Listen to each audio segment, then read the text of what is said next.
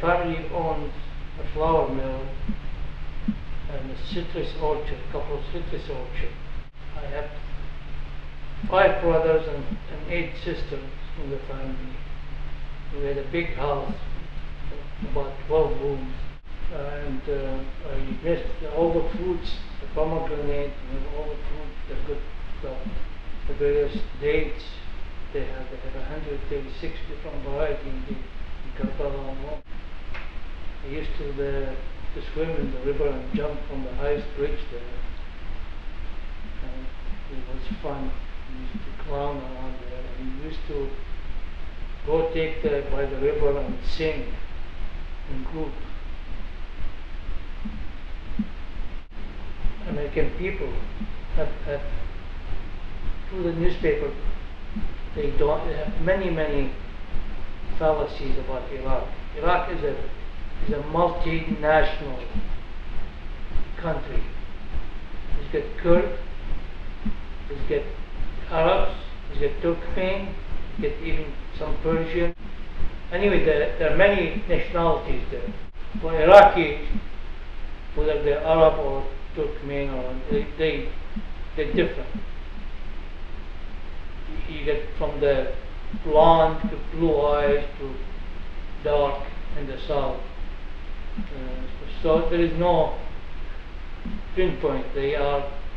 Some of them look Italian, Greek, or thing, but the main thing is you cannot pinpoint Iraqi because they're a mixture of many things. All that culture that used to be unifying thing for Iraq, it got decimated by the constant war, Iran, Kuwait, and now the third war, Gulf War.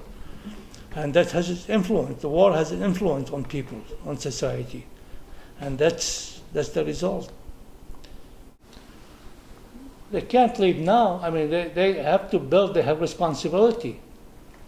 It was at the United Nations that they are the occupying power. They have to, if they want to leave, they have to leave the country. The same situation was under Saddam before he was overthrown.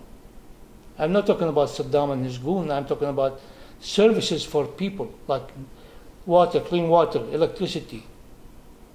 So they cannot just back and leave, destroy the country and back and leave it for the dogs. I read a story yesterday on the internet. There was a man trying to get 2 of his sons. They throw them in the river because he cannot afford. There's no work. He cannot afford to feed them.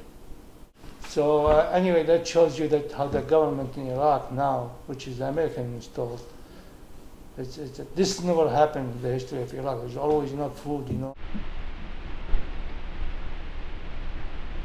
Saddam killed one of my brothers and tortured the other. The father was tortured. But mother disappeared. So they jailed him and nobody knows what is. But there were some stories that they used acid to dissolve bodies. It was in the Abu Ghraib prison. Saddam used to be a friend of my older brother, but then when he turned against them, I guess, or he opposed the Iraq-Iran war, then they turned against him. And anyway, they kidnapped him from the street. So the relationship from my family to Saddam is very antagonistic. I named Kandi because I looked like my grandfather. His name was Kandi. Why was his name Kandi?